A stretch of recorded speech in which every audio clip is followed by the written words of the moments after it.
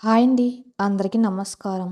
ఈరోజు మీకోసం 'అనుకోని తాళిబంధం' ఫైనల్ పార్ట్. మరి కథలోకి వెళ్తే, అర్ధరాత్రి వేళ బయట పడుతున్న వర్షపు చినుకుల శబ్దం తప్ప గదిలో అంతా నిశ్శబ్దం. హాల్‌లో లైట్ వెలుతురులో అనుపమ అన్నయ్య కార్తీక్ తన చేతిలో పెట్టి వెళ్ళిన ఆ పాత బ్లాక్ అండ్ వైట్ ఫోటో వంక చూస్తూ శిలా విగ్రహంలా నిలబడిపోయాడు ఆయుష్. అతని మెదడు ఒక్కసారిగా మొద్దుబారిపోయింది. తన కళ్ళంతా తానే నమ్మలేకపోతున్నాడు. ఆ ఫోటో అంచులు నలిగిపోయి పసుపు రంగులోకి మారిపోయి ఉంది. అందులో ఇద్దరు వ్యక్తులు అత్యంత ఆత్మీయంగా ఒకరి భుజం మీద ఒకరు చెయ్యి వేసుకొని ప్రాణ స్నేహితుల్లా మనస్ఫూర్తిగా నవ్వుతూ నిలబడి ఉన్నారు. అందులో ఒకరు ఆయుష్ కన్న తండ్రి రాఘవ, మరొకరు వయసులో కాస్త పెద్దవాడిగా ఉన్న ఎంతో హుందాగా కనిపిస్తున్న ఒక పెద్ద మనిషి. ఆయన ముఖ కవలికలు, ఆహార్యం చూస్తూ ఉంటే అతను అనుపమ తాతయ్య అంటే శ్రీనివాస్ తండ్రి వీరభద్రం అని ఆయుష్కు అర్థం కావడానికి ఎక్కువ సమయం పట్టలేదు. ఆ ఫోటో వెనక ఒక చిన్న వాక్యం రాసి ఉంది. నా ప్రాణ స్నేహితుడు, నా కుడి భుజం రాఘవతో వీరభద్రం. ఆయుష్ గుండె వేగంగా కొట్టుకోవడం మొదలైంది. అంటే మా రెండు కుటుంబాలకు ముందే పరిచయం ఉందా? నా తండ్రికి అనుపమ తాతయ్యకు మధ్య ఇంతటి గాఢమైన స్నేహం ఉందా? మరిప్పుడు మా కుటుంబం అంటే శ్రీనివాస్కి ఎందుకంత పగ? ఈ నిజం మా అమ్మకు తెలుసా? ప్రశ్నల సుడిగుండంలో చిక్కుకున్న ఆయుష్కు ఒక్క క్షణం కూడా అక్కడ నిలబడాలనిపించలేదు. నేరుగా తల్లి గది వైపు అడుగులు వేశాడు. కమలమ్మ గదిలో చిన్న లైట్ వెలుగుతుంది. సాయంత్రం శ్రీనివాస్ వచ్చి చేసిన రచ్చకు తన కొడుకు భవిష్యత్తు ఏమవుతుందో అన్న ఆందోళనకు ఆమెకు నిద్ర పట్టలేదు. మంచం మీద అటు ఇటు దొర్లుతూ కన్నీళ్లు పెట్టుకుంటుంది. తలుపు వేగంగా తెరుచుకున్న చప్పుడికి ఉలిక్కిపల్లేసి కూర్చుంది కమలమ్మ. ఎదురుగా ఆయుష్. అతని కళ్ళలో కోపం, ఆవేదన, జవాబు దొరకని ఎన్నో ప్రశ్నలు. ఏంట్రా, ఇంకా పడుకోలేదా? ఏమైంది అని కంగారుగా అడిగింది కమలమ్మ. ఆయుష్ ఏం మాట్లాడకుండా ముందుకు వచ్చి తన చేతిలో ఉన్న ఆ పాత ఫోటోను తల్లి ముందు ఉంచాడు. ఆ ఫోటోను చూడగానే కమలమ్మ శరీరంలో ఒక్కసారిగా వణుకు పుట్టింది. ముఖం పాలిపోయింది. తన భర్తను అలా ఫోటోలు చూసేసరికి ఆమె గుండెల్లో అణిచిపెట్టుకున్న ఏళ్లనాటి బాధ ఒక్కసారిగా కట్టలు తెంచుకుంది. చేతులు వణుకుతూ ఉండగా ఆ ఫోటోను తీసుకొని గుండెలు కత్తుకొని బోర్న విలపించింది. అమ్మా అన్నాడు ఆయుష్ గట్టిగా. ఏంటిది? నాన్నకు అనుపమ కుటుంబానికి సంబంధం ఏంటి? నాన్నకు అనుపమ తాతయ్య మధ్య ఇంత స్నేహం ఉంటే ఆ శ్రీనివాస్ మనల్ని ఎందుకు శత్రువుల్లా చూస్తున్నాడు? ఇంత పెద్ద నిజం నా దగ్గర ఎందుకు దాచావు? ఇది నాకెందుకు చెప్పలేదు అని నిలదీశాడు. కమలమ్మ కన్నీళ్ళు తుడుచుకుంటూ తల పైకెత్తి కొడుకు వైపు చూసింది. ఆ కళ్ళల్లో ఒక భయంకరమైన గతాన్ని మోస్తున్న భారం స్పష్టంగా కనిపిస్తుంది. చెప్పడానికి ఏముందిరా? అది ఒక స్నేహం కాదు, ఒక నమ్మక ద్రోహం. మా కడుపు కొట్టి నా పసుపు కుంకుమలు దూరం చేసిన ఒక భయంకరమైన కథ అది అంటూ వణుకుతున్న గొంతుతో ఆ పాత కథను చెప్పటం మొదలుపెట్టింది కమలమ్మ. రెండు కుటుంబాల మధ్య నలిగిపోయిన పాత కథ. నీకు ఊహ తెలిసి సమయానికే నీ తండ్రి చనిపోయాడు. ఆయన ఎలా చనిపోయాడో నేను నీకెప్పుడు చెప్పలేదు. ఆయన గుండెపోటుతో పోలేదురా, గుండె పగిలి చనిపోయాడు. కమలమ్మ గొంతు జీరబోయింది. ఆయుష్ ఆశ్చర్యంతో వింటున్నాడు. అనుపమ తాతయ్య వీరభద్రం గారు మామూలు మనిషి కాదు, ఎంతో నిజాయితీపరుడు. ఊరికి పెద్ద దిక్కు. ఆయనకు నీ తండ్రి రాఘవంటే ప్రాణం. ఇద్దరికి వయస్సులో తేడా ఉన్నా నీ తండ్రిని తన సొంత కొడుకులా, కుడి భుజంలా చూసుకునేవాడు. వీరభద్రం గారి ఆస్తులు, వ్యాపారాలు, వ్యవహారాలు అన్నీ నీ తండ్రి దగ్గరుండి చూసుకునేవాడు. నీ తండ్రి తెలివితేటలతోనే వీరభద్రం గారి ఆస్తి 10 పెరిగింది. కానీ వీరభద్రం గారి సొంత కొడుకు శ్రీనివాస్కు మాత్రం ఇదంతా నచ్చేదే కాదు. వ్యసనాలకు బానిసైన శ్రీనివాస్ను తండ్రి ఎప్పుడు దూరం పెడుతూ రాఘవను నెత్తిన పెట్టుకోవడం వాడికి కంటగింపుగా మారింది. నీ తండ్రి మీద వాడి మనసులో విషం నింపుకుపోయింది. కమలం ఆగి ఒక దీర్ఘ నిట్టూర్పు విడిచింది. ఒకరోజు వీరభద్రం గారు అనారోగ్యంతో అకస్మాత్తుగా కన్ను మూసేశారు.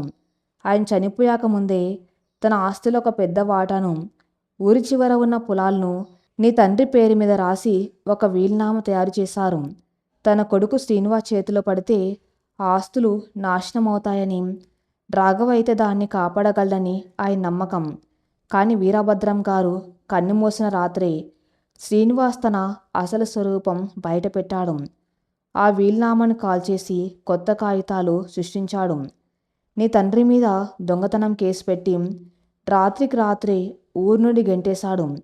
అవమానం భరించలేక ప్రాణం కన్నా మిన్నగా ప్రేమించిన పెద్ద ఆయన చనిపోయాడన్న బాధ, ఆయన కొడుకే దొంగం చేశాడన్న ఆవేదన నీ తండ్రి గుండెను ఆపేసింది.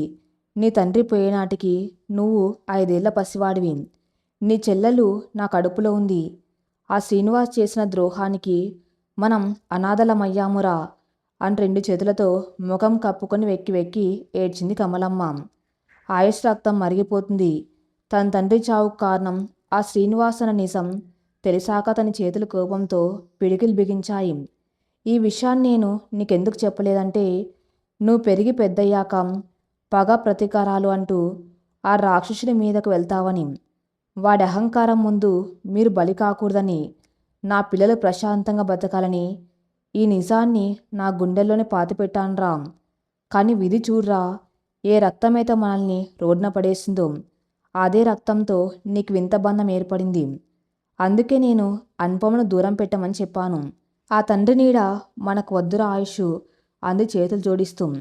కానీ ఆయుష్ ఆలోచనలు ఇప్పుడు వేరేలా ఉన్నాయి. కార్తీక్ ఈ ఫోటో తనకు ఎందుకు ఇచ్చాడో అతనికి ఇప్పుడు స్పష్టంగా అర్థమైంది. శ్రీనివాస్ అమెరికా సంబంధం పేరుతో తెచ్చిన వాడు ఎవరో కాదు, గతం తెలిసిన వాడు. శ్రీనివాస్ ఆస్తులను తన పేరిట మార్చుకోవడానికి సాయం చేసిన నకిలీ వ్యక్తి అయి ఉంటాడు. అందుకే శ్రీనివాసు తన ఆస్తులను కాపాడుకోవడానికి కన్న కూతుర్నే వాడికిచ్చి బలి చేయాలని చూస్తున్నాడు. కార్తీక్ ఈ విషయం తెలిస్తే తన చెల్లిని కాపాడుకోవడానికి తండ్రి పాతగతాన్ని నా చేతిలో ఆయుధంగా పెట్టాడు. అమ్మ ఆయుష్ గొంతులో ఇప్పుడు ఒక విపరీతమైన ప్రశాంత, అంతులేని ధైర్యం ఉన్నాయి. ఇన్నాళ్ళు నేను అనుపమ కోసం మాత్రమే పోరాడాలి అనుకున్నాను. కానీ ఇప్పుడు నా తండ్రికి జరిగిన అన్యాయాన్ని ఎదిరించే బాధ్యత కూడా నా మీద ఉంది. శ్రీనివాస్ అహంకారాన్ని బదులు కొట్టడానికి, అనుపమను నా దాన్ని చేసుకోవడానికి నా దారి దొరికింది. నువ్వు ఏడవకమ్మా, రేపు ఉదయం నేను ఊరికి వెళ్తున్నాను. నా తండ్రి పోగొట్టుకున్న గౌరవాన్ని, నా ప్రేమను రెండింటినీ గెలుచుకునే వస్తాను అని గట్టిగా చెప్పి తన గదిలోకి వెళ్ళిపోయాడు ఆయుష్. మరోవైపు 100 కిలోమీటర్ల దూరంలో ఉన్న పల్లెటూరు. శ్రీనివాస్ ఇల్లు విద్యుత్ దీపాలతో దేదీప్మానంగా వెలిగిపోతుంది. మరుసటి రోజు జరగబోయే నిశ్చితార్థం కోసం పందిరి వేస్తున్నారు. శ్రీనివాస్ దర్పంగా కూర్చుని పనులన్నీ పర్యవేక్షిస్తున్నాడు. రేపు ఆ అమెరికా వారితో నా కూతురు నిశ్చితార్థం జరిగిపోతే నా ఆస్తులన్నీ సేవ్ అని మనసులో కుయుక్తులు పన్నుతున్నాడు. అనుపమ తల్లి లక్ష్మి మాత్రం లోపలి గదిలో కన్నీళ్లు పెట్టుకుంటూ కూర్చుంది. ఆమెకు ఆయుష్ మీద ఎంతో నమ్మకం ఉంది. కానీ తన భర్త మనసులో అనుపమను హైదరాబాద్ నుండి బలవంతంగా తీసుకురావటం చూసి ఆమె గుండె పగిలింది. ఆయుష్ బాబు వస్తాడా, నా బిడ్డను కాపాడుకుంటాడా అని దేవుని ప్రార్థిస్తుంది. కానీ అనుపమ పరిస్థితి మాత్రం అందరినీ ఆశ్చర్యపరుస్తుంది. అనుపమ తన గది తలుపులు తీసి నెమ్మదిగా మేడ మీదకు వెళ్ళింది. ఆ రాత్రి ఆకాశం మేఘాలు లేకుండా స్వచ్ఛంగా ఉంది. నిండు చందమామ వెన్నెలను కురిపిస్తున్నాడు. సాధారణంగా ఇలాంటి పరిస్థితుల్లో ఏ ఆడపిల్ల అయినా గుండెలు వీసేలా ఏడుస్తుంది, కన్నీరు మున్నీరవుతుంది. కానీ ఈరోజు అనుపమ కళ్ళల్లో కన్నీరు లేదు. ఆమె పెదవులపై ఒక ప్రశాంతమైన చిరునవ్వు ఉంది. మేడ పిట్టగూడ కానుకొని ఆకాశం వంక చూస్తూ నిలబడింది. కొన్నేళ్ల క్రితం ఇదే ఊర్లో ఆ చెరువు గట్టున తాను భయంతో కన్నీళ్లతో ఏడుస్తూ ఆకాశం వంక చూసిన రాత్రి ఆమెకు గుర్తొచ్చింది. ఆ రోజు చీకట్లో తనకు ఆసరగా నిలబడి, నీ పెళ్ళి నీ ఇష్టంతోనే జరగాలి, నేనున్నాను అని భరోసా ఇచ్చిన ఆయుష్ మాటలు ఆమె చెవుల్లో మళ్ళీ మళ్ళీ ప్రధ్వనిస్తున్నాయి. ఆ తర్వాత హైదరాబాద్లో జరిగిన పరిణామాలు, ట్రాఫిక్లో ఆ బైక్ ప్రయాణం, వర్షంలో తన భుజాలపై అతను కప్పిన వెచ్చని జాకెట్టు అన్నీ ఆ మనసులో ఒక అందమైన చిత్రిక మాలికలా కదలాడుతున్నాయి. ఆమె కళ్ళల్లో ఇప్పుడు ఆశ ఉంది, ఒక అచంచలమైన నమ్మకం ఉంది. తన తండ్రి వేసే పందిరి, తెచ్చే అమెరికా సంబంధం, తన చుట్టూ ఉన్న గూండాలు ఇవేవి తన్ను ఆయుష్కు దూరం చేయలేవని ఆమె గట్టి నమ్మకం. తన ఆయుష్ ఒక సామాన్యుడు కాదు, తన పాలిట దేవుడు అని ఆ మనసు చెబుతుంది. ఆ రోజు వర్షంలో నా మీద జాకెట్ కప్పి నన్ను వెచ్చగా కాపాడుకున్న మీ చేతులు రేపు ఉదయం ఈ రాక్షస గుంపు నుండి కూడా నన్ను విడిపించి మీ దారిలోకి తీసుకువెళ్తాయని నాకు తెలుసు ఆయుష్. మీరు వస్తారు, ఖచ్చితంగా నా కోసం వస్తారు అని ఆ ఆకాశం సాక్షిగా తనలో తాను అనుకుంటూ చందమామ వంక చూసి నవ్వింది అనుపమ. ఉదయం 6 గంటలు. ఆ పల్లెటూరు మంచు ముసుగులో ప్రశాంతంగా ఉన్న శ్రీనివాస్ ఇల్లు మాత్రం హడావిడిగా ఉంది. పెళ్లి పందిరిని తలపించేలా నిశ్చితార్థానికి ఏర్పాట్లు ఘనంగా జరుగుతున్నాయి. ఊరి పెద్దలు, బంధువులు, చుట్టుపక్కల రాజకీయ నాయకులందరూ ఒక్కొక్కరిగా చేరుకున్నారు. శ్రీనివాస్ తర్పంగా పట్టుపంచ కట్టుకుని మెడలో లావాటి బంగారు గొలుసు వేసుకుని అందరినీ ఆహ్వానిస్తున్నాడు. అతని ముఖంలో గర్వం, అహంకారం స్పష్టంగా కనిపిస్తున్నాయి. తన కూతుర్ని అమెరికా సంబంధానికి ఇచ్చి పెళ్లి చేస్తే ఇక తన ఆస్తుల వ్యవహారాలు, తన పాత ద్రోహం అన్నీ శాశ్వతంగా సమాధి అయిపోతాయని అతని నమ్మకం. పైగా నిన్న రాత్రి హైదరాబాద్లో ఆయుష్ని బెదిరించి వచ్చిన ఆనందం అతనిలో ఇంకా ఉంది. మరోవైపు ఇంట్లో మేడ మీద గదుల వాతావరణం పూర్తిగా భిన్నంగా ఉంది. అనుపమ తల్లి లక్ష్మి కన్నీరు మున్నీరుగా విలపిస్తుంది. చేతిలో నిశ్చితార్థం కోసం తెచ్చిన పట్టుచీర పట్టుకుని కూతురు వంక చూస్తూ కుమిలిపోతుంది. అను, నన్ను క్షమించవే తల్లి. నిన్ను పట్నంలో చదివించి ఈ రాక్షసుడి బారి నుండి కాపాడుకుందాం అనుకున్నాను. కానీ నీ తాతయ్య ఆస్తుల కోసం నిన్ను కూడా ఇలా బలిపీఠం ఎక్కిస్తున్నాడు మీ నాన్న అంటూ ఏడుస్తుంది. కానీ అద్దం ముందు కూర్చున్న అనుపమ ముఖంలో ఎలాంటి భయం, బాధ లేవు. ఆమె ఎంతో ప్రశాంతంగా ఉంది. పట్టుచీర కట్టుకుని పూలు పెట్టుకుంటూ తన్ను తాను ముస్తాబు చేసుకుంటుంది. ఆమె కళ్ళల్లో ఒక వింతైన కాంతి ఉంది. అమ్మ ఏడ్వకు, ఈ పట్టుచీర, ఈ ముస్తాబు ఆ అమెరికా వాడి కోసం కాదు, ఈ పందిట్లో నా మెల్లో పడిన తాళిని నిజం చేయడానికి వస్తున్న నా ప్రాణం కోసం అంది అనుపమ ఎంతో దృఢంగా. లక్ష్మి ఆశ్చర్యంగా చూసింది. ఆయుష్ వస్తాడంటవా తల్లి? వాళ్ళ నాన్న అడ్డు దాటి ఈ ఊరు రావటం ఎంత కష్టమో నీకు తెలుసు కదా. వస్తాడమ్మా, ఖచ్చితంగా వస్తాడు. నా నమ్మకం ఎన్నడూ వమ్ము కాదు అని అద్దంలో తన బొట్టు సరిచేసుకుంటూ ఒక చిరునవ్వు నవ్వింది. ఉదయం 9 గంటలు. ముహూర్తం దగ్గర పడుతుంది. పందిరి అంతా జనంతో కిక్కిరిసిపోయింది. సరిగ్గా అప్పుడే ఒక తెల్లటి లగ్జరీ కారు వచ్చి ఆగింది. అందులోంచి సూటు వేసుకున్న ఒక యువకుడు దిగాడు. అతనే శ్రీనివాస్ తీసుకువచ్చిన అమెరికా పెళ్ళికొడుకు రాహుల్. చుట్టూ ఉన్న వాళ్ళంతా అమెరికా సాఫ్ట్వేర్ కంపెనీ ఓనరట, ఆస్తులు 100 కోట్లట అని గుసగుసలాడుకుంటూ ఉన్నారు. శ్రీనివాస్ ఎంతో సంబరంగా వెళ్ళి వాణ్ణి సాధారణంగా ఆహ్వానించి వేదిక మీద కూర్చోబెట్టాడు. పంతులు గారు, అంత సిద్ధమేనా? మా అమ్మాయిని తీసుకురమ్మంటారా అని అడిగాడు శ్రీనివాస్ ఉత్సాహంగా. అంత సిద్ధం బాబు, అమ్మాయిని తీసుకురండి అన్నాడు పురోహితుడు. లక్ష్మి కన్నీళ్లతో అనుపమను తీసుకుని వేదిక వైపు నడిచి వస్తుంది. అనుపమ చూపులు వేదిక మీద ఉన్న పెళ్ళికొడుకు మీద లేవు, ఆ ఇంటి గుమ్మం వైపే ఉన్నాయి. ఇంకా రాలేదేంటి అన్న చిన్న ఎదురుచూపు ఆ కళ్ళల్లో కనిపిస్తుంది. పీటల మీదకు వచ్చి కూర్చుంది అనుపమ. పురోహితుడు మంత్రాలు చదవటం మొదలుపెట్టాడు. అయ్యా, ముందుగా ఉంగరాలు మార్చుకునే కార్యక్రమం. అబ్బాయి గారు, ఉంగరం తీయండి అన్నాడు పంతులు. రాహుల్ జోబులోంచి డైమండ్ రింగ్ తీసి అనుపమ చెయ్యి పట్టుకోవడానికి ముందుకు వంగాడు. అనుపమ తన చేతిని వెనక్కి లాక్కోవడానికి సిద్ధపడింది.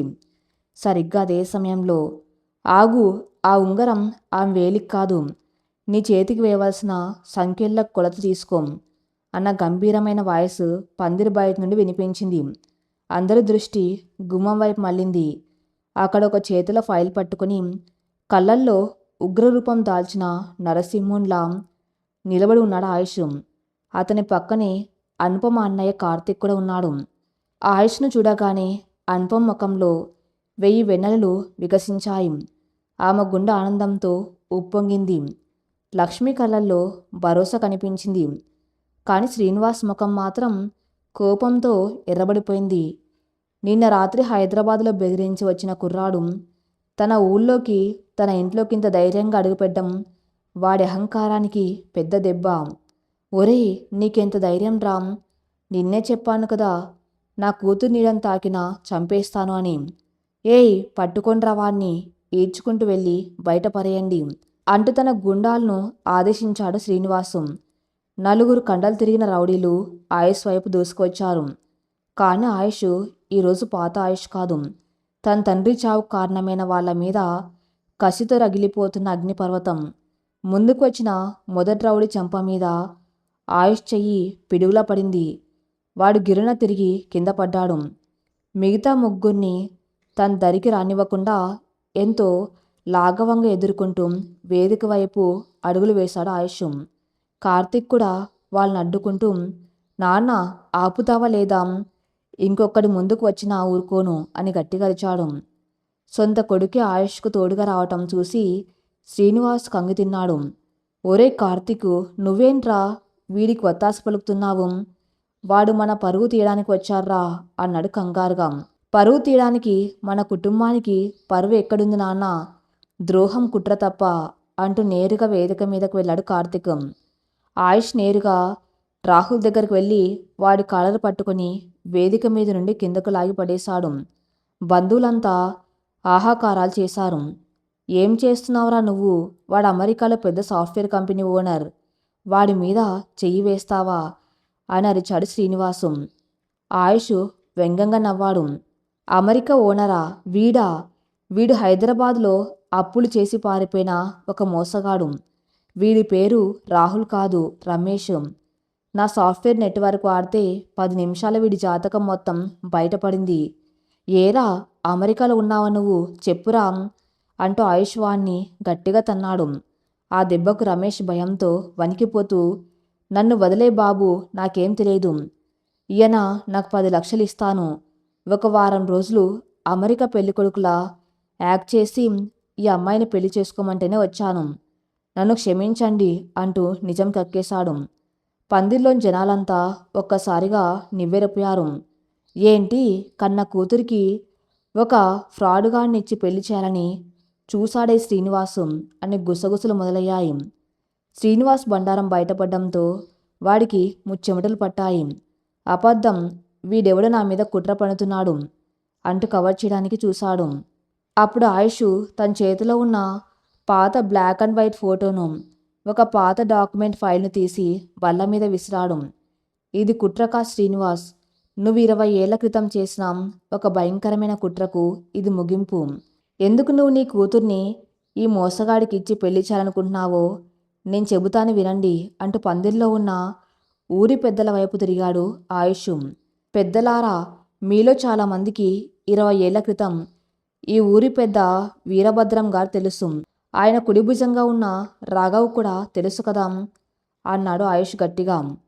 ఊరి పెద్దల్లో ఒకరు లేచి, ఆ రాఘవ్ గురించి మాకు బాగా తెలుసు బాబు. వీరభద్రం గారికి నమ్మిన బంటు, కానీ ఆస్తులు దొంగలించి పారిపోయాడు కదా అని అన్నాడు. అది అబద్ధం, గర్జించాడు ఆయుష్. నా తండ్రి రాఘవ్ దొంగ కాదు, దొంగ ఈ శ్రీనివాసు.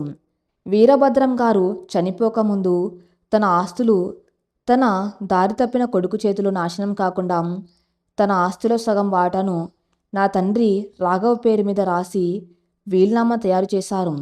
కానీ వీరభద్రం గారు చనిపోయిన రాత్రే ఈ శ్రీనివాసు ఆ వీల్నామాను మార్చేసి నా తండ్రి మీద దొంగతనం నేరం మోపి ఊరు నుండి తరిమేశాడు. ఆ అవమానంతోనే నా తండ్రి గుండె పగిలి చనిపోయాడు. ఆయుష్ గొంతులో అణుచుకున్న ఆవేదన కట్టలు తెంచుకుంది.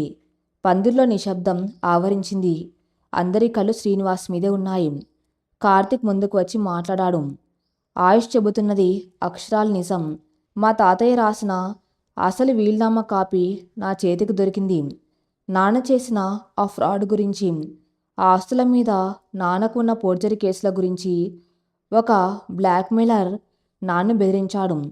ఆ కేసుల నుండి బయటపడడానికి, ఆస్తులను బినాం పేరు మీదకు మార్చడానికి నాన్న ఈ నాటకం ఆడాడు.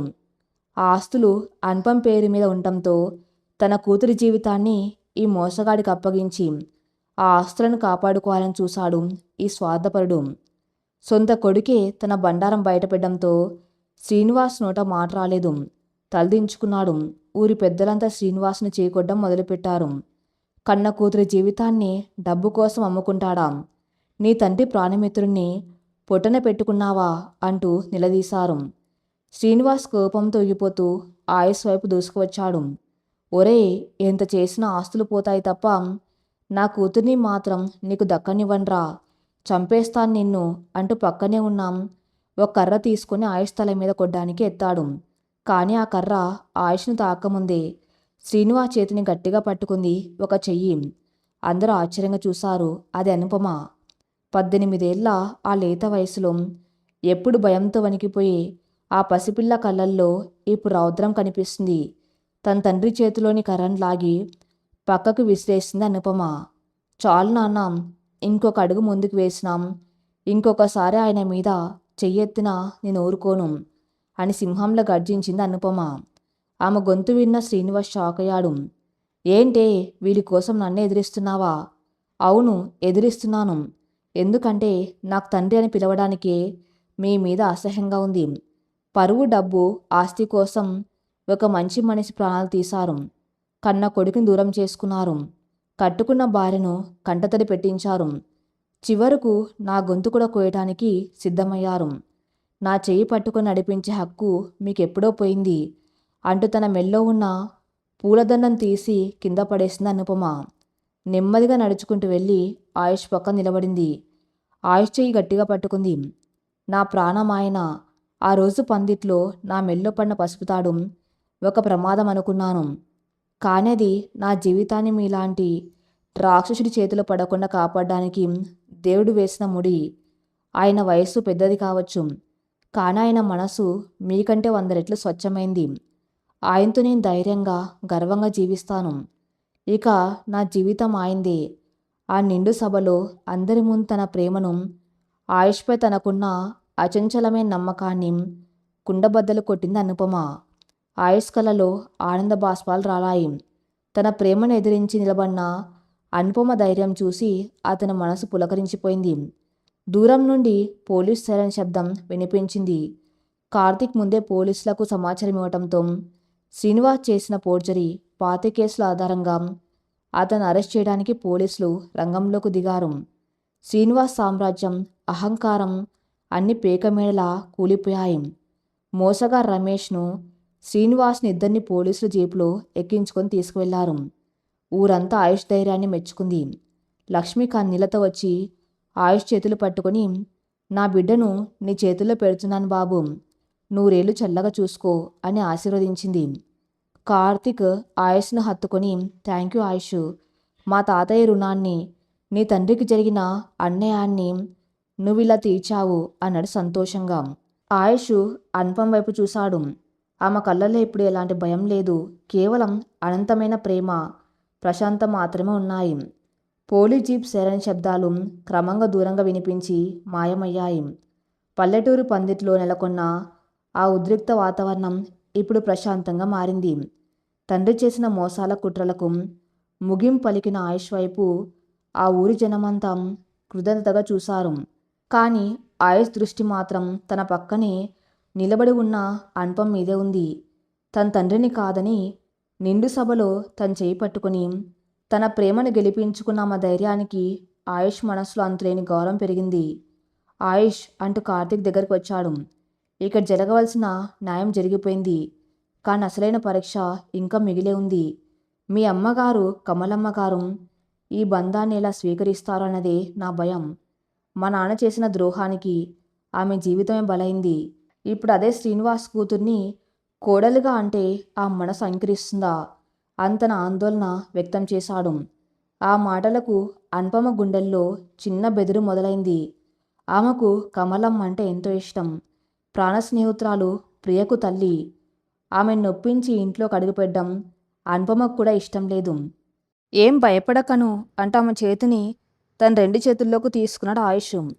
మా అమ్మ మనసు విన్నా ఆమె కావలసింది ఆప్యాయత, నిజాయితీ. ఆ 2 నీళ్ళు పుష్కలంగా ఉన్నాయి.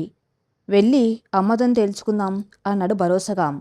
లక్ష్మి, కార్తీక్, ఆయుష్, అనుపమ అందరూ కలిసి హైదరాబాద్కు బయలుదేరారు. కారు ప్రయాణంలో అంత నిశ్శబ్దం. ఇన్నాళ్ళు తమ మధ్య ఉన్న అడుగులు బద్దలైనందుకు ఆయుష్, అనుపమల మనసులో ఒకవైపు ఆనందంగా ఉన్న మరోవైపు కమలమ్మ స్పందన ఎలా ఉంటుందో అన్న భయం వారిని వెంటాడుతుంది. హైదరాబాద్లోని ఆయుష్ ఫ్లాట్ హాల్లో సోఫాలో కూర్చుని కమలమ్మ దేవుడి పటాల వంక దీనంగా చూస్తుంది. రాత్రంతా ఆమెకు కంటి మీద కునుకులేదు. తన కొడుకు ఒక్కడే ఆ రాక్షసుడి ఊరికి వెళ్ళాడు. ఏమైందో, ఎలా ఉన్నాడో అన్న ఆందోళన ఆమె దహించి వేస్తుంది. పక్కనే ఉన్న ప్రియ ఆమెను ఓదార్చే ప్రయత్నం చేస్తుంది. సరిగ్గా అప్పుడే తలుపు నెమ్మదిగా తెరుచుకుంది. కమలమ్మ, ప్రియ ఇద్దరూ ఉలిక్కిపడి గుమ్మం వైపు చూశారు. గుమ్మంలో ఆయుష్. అతని ముఖంలో ఎలాంటి గాయాలు లేవు. పైగా ఒక ప్రశాంతమైన గొలుపు చిరునవ్వు ఉంది. కమలమ్మ ప్రాణం లేచి వచ్చినట్లయింది. ఆయుష్ అంటూ పరుగున వెళ్ళి కొడుకుని గట్టిగా హత్తుకుంది. బాగున్నావు కదరా, వాడు నిన్నేమీ చేయలేదు కదా అంటూ కన్నీళ్లతో అతని ముఖాన్ని నిమిరింది. నేను బాగానే ఉన్నానమ్మా, నీ ఆశీస్సులు ఉండగా నాకేమవుతుంది అన్నాడు ఆయుష్ నవ్వుతూ. కమలమ్మ దృష్టి అప్పుడు ఆయుష్ వెనక గుమ్మంలో నిలబడి ఉన్న వ్యక్తుల మీద పడింది. లక్ష్మీ, కార్తీకం మరియు తలదించుకుని భయంగా నిలబడిన అనుపమ. వారిని చూడగానే కమలమ్మ ముఖంలో కవలికలు మారిపోయాయి. తన భర్తను పొట్టన పెట్టుకున్న వాడి కుటుంబం తన గుమ్మం ముందు నిలబడ్డం ఆమెకు పాత గాయాలను మళ్ళీ రేపింది. ఆమె కళ్ళు కోపంతో, ఆవేదనతో నిండిపోయాయి. ఆయుష్ నుండి వెనక్కి తగ్గి 2 అడుగులు వెనక్కి వేసింది కమలమ్మ. వీళ్ళెందుకు వచ్చారా ఇక్కడికి? ఆ రాక్షసుని నీడ కూడా మన ఇంటి మీద పడకూడదని చెప్పాను కదా. నా భర్తను మింగేసిన కుటుంబంతో మనకెలాంటి సంబంధం వద్దు ఆయుష్. వాళ్ళని వెళ్ళిపోమను అని కటువుగా అంది కమలమ్మ. అనుపమ కళ్ళల్లో నీళ్లు తిరిగాయి. ప్రియ వెళ్ళి అనుపమ పక్క నిలబడి ఆమె చేతిని పట్టుకుని ధైర్యం చెప్పింది. సరిగ్గా అప్పుడు అనుపమ తల్లి లక్ష్మి ముందుకొచ్చి కమలమ్మ కాళ్ళ మీద పడిపోయింది. లక్ష్మి, ఏం చేస్తున్నావు? లే, పైకి లే అని కమలమ్మ ఆశ్చర్యంగా అంది. లేవని కమలమ్మ, నీ పాదాలు పట్టుకుని క్షమాపణ అడగవలసిన పాపం నా భర్త చేశాడు. ఆ రోజు ఆయన చేసిన ద్రోహం నాకు తెలియదు. తెలిసా కూడా నేనేమీ చేయలేని నిస్సహాయరాలనయ్యాను. నా భర్త చేసిన పాపానికి శిక్షగా దేవుడు ఆయన జైలు పాలు చేశాడు. ఆయన సామ్రాజ్యం కూలిపోయింది కమలమ్మ అని లక్ష్మి ఏడుస్తూ చెప్పింది. కమలమ్మ ఆశ్చర్యంగా ఆయుష్ వైపు చూసింది. ఆయుష్ ముందుకు వచ్చి జరిగిందంతా వివరించాడు. రాహుల్ అనే మోసగాడి భాగోతం, కార్తీక్ తన తండ్రి మీద సాక్ష్యాలు ఇవ్వటం, అనుపమ తన తండ్రిని ఎదిరించి నిలబడ్డం అన్ని పూసగుచ్చినట్టు చెప్పాడు. కార్తీక్ ముందుకు వచ్చి తన చేతిలో ఉన్న ఒక ఫైల్ను కమలమ్మ ముందు టీపాయ్ మీద పెట్టాడు. కమలమ్మ ఆంటీ, మా నాన్న చేసిన పాపానికి ప్రాయశ్చిత్తం ఏది లేదని నాకు తెలుసు. ఆయన పోగొట్టిన రాఘవ అంకుల్ ప్రాణాలను నేను తిరిగి తీసుకురాలేను. కానీ ఆ రోజు మా తాతయ్య వీరభద్రం గారు రాఘవ అంకుల్ పేరు మీద రాసిన ఆస్తుల తాలూకు అసలు వీలునామా, దాని ఆధారంగా ఆ ఆస్తులన్నిటినీ తిరిగి ఆయుష్ పేరు మీదకు మారుస్తూ రిజిస్ట్రేషన్ చేసిన దస్తావేజులివి. మా నాన్న లాక్కున్న మీ జీవితాన్ని నేను తిరిగి ఇవ్వలేను. కానీ మీకు దక్కవలసిన గౌరవాన్ని, మీ ఆస్తిని మీకు తిరిగి అప్పగిస్తున్నాను అంటూ చేతులు జోడించాడు కార్తీక్. కమలమ్మ ఆ కాగితాల వంక కన్నీళ్లతో చూసింది. 20 ఏళ్ల పోరాటం, తన భర్త నిజాయితీకి దక్కిన గుర్తింపిది. ఆమె కళ్ళు వర్షించాయి. అప్పుడు ఆయుష్ కమలమ్మ చేతులు పట్టుకొని అనుపం వైపు చూపిస్తూ మాట్లాడాడు. అమ్మ, ఒకసారి ఆ వంక చూడు. ఆమె శ్రీనివాస్ కూతురు కాదు, ఈ లక్ష్మి ఆంటీ కూతురు.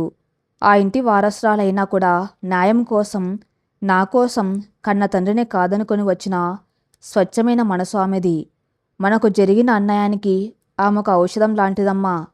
ఆమె రాకతోనే నాన్న మీద పడ్డ మచ్చ తొలగిపోయింది. మన ఆస్తులు మనకు వచ్చాయి. అన్నింటికి మించి నా జీవితానికి ఒక అర్థం దొరికింది. ఆ రోజు పందిట్లో నా మెల్లో పడ్డ తాళిని నేను నిజం చేయాలనుకుంటున్నాను. దయచేసి దీవించమ్మా అని ప్రాధేయపడ్డాడు ఆయుష్. కమలమ్మ నెమ్మదిగా కళ్ళు తుడుచుకొని అనుపం వైపు చూసింది. 18 ఏళ్ల ఆ పిల్ల ముఖంలో అంతులేని అమాయకత్వం. అప్పుడే ఆమెకు ఒక విషయం గుర్తొచ్చింది. తన ఇంటికి వచ్చినప్పుడు అనుపమ పూజ గదిలో దీపం పెడుతున్న తీరు, తనకు చేతికి అందిస్తూ చేసిన సేవలు, ప్రియ కోసం ఆ పిల్లపడే తపన, శ్రీనివాస్ రక్తం పంచుకు పుట్టిన ఆ రాక్షత్వం ఈ పిల్లల ఏ కోశాన లేదు అని కమలం మనసు గ్రహించింది. నెమ్మదిగా అడుగులు వేసుకుంటూ అనుపమ దగ్గరికి వెళ్ళింది కమలమ్మ. అనుపమ భయంగా తలదించుకునే ఉంది. కమలమ్మ తన చేతులతో అనుపమ తలను పైకెత్తి ఆమె కన్నీళ్లను తుడిచింది. పిచ్చి తల్లి, నీదేం తప్పు ఉందమ్మా ఇందులో? తండ్రి చేసిన పాపానికి పిల్లల్ని శిక్షించడం ఏం న్యాయం? పైగా నా కొడుకు ప్రాణాలతో తిరిగి వచ్చాడు అంటే దానికి కారణం నీ ధైర్యమే. ఆయుష్ అన్నట్టు ఆ రోజు పందిట్లో జరిగింది ప్రమాదం కాదు, ఈ పాడుబడిన సంబంధాలకు సరిదిద్దడానికి దేవుడు రాసిన ఒక వింత బంధం అంటూ అనుపమను ఆప్యాయంగా గుండెలు కత్తుకుంది కమలమ్మ. అనుపమ ఇక తన్ను తాను ఆపుకోలేక కమలం భుజం మీ తలవాల్చి బోర్న ఏడ్చేసింది. అది బాధతో వచ్చిన ఏడుపు కాదు, ఇన్నాళ్ళుగా అణిచిపెట్టుకున్న భారం దిగిపోయి ఒక తల్లి ఒడి దొరికిందన్న ఆనందంతో వచ్చిన కన్నీరు. హాల్లో ఉన్న అందరి కళ్ళల్లో ఆనంద బాష్పాలు. లక్ష్మి సంతోషంగా చేతులు జోడించగా ప్రియ, కార్తీక్ సంతోషంగా చప్పట్లు కొట్టారు. ఆయుష్ ముఖంలో ఇప్పుడు సంపూర్ణమైన గెలుపు, అంతులేని ప్రశాంతత నెలకొన్నాయి. గతం తాలూకు చీకటి మేఘాలు పూర్తిగా తొలగిపోయాయి. కొత్త ఆశల వెలుగు ఆ ఇంట్లో ప్రవహించింది. 3 సంవత్సరాల తర్వాత కాలచక్రం గిర్రున తిరిగింది. గడిచిన 3 సంవత్సరాల్లో ఎన్నో మార్పులు వచ్చాయి. శ్రీనివాస్ చేసిన నేరాలు రుజువు కావటంతో అతని కోర్టు జైలు శిక్ష ఖరారు చేసింది. కార్తీక్ ఆస్తుల వ్యవహారాలను న్యాయబద్ధంగా పంచుతూ ఆయుష్ వాటాను ఆయుష్కు అప్పగించి తన సిటీలో తన సొంత వ్యాపారం చూసుకున్నాడు. అన్నిటికంటే ముఖ్యంగా అనుపమ జీవితం పూర్తిగా మారిపోయింది. ఆయుష్ ఇచ్చిన మాట ప్రకారం ఆమెను చదువులో ప్రోత్సహించాడు.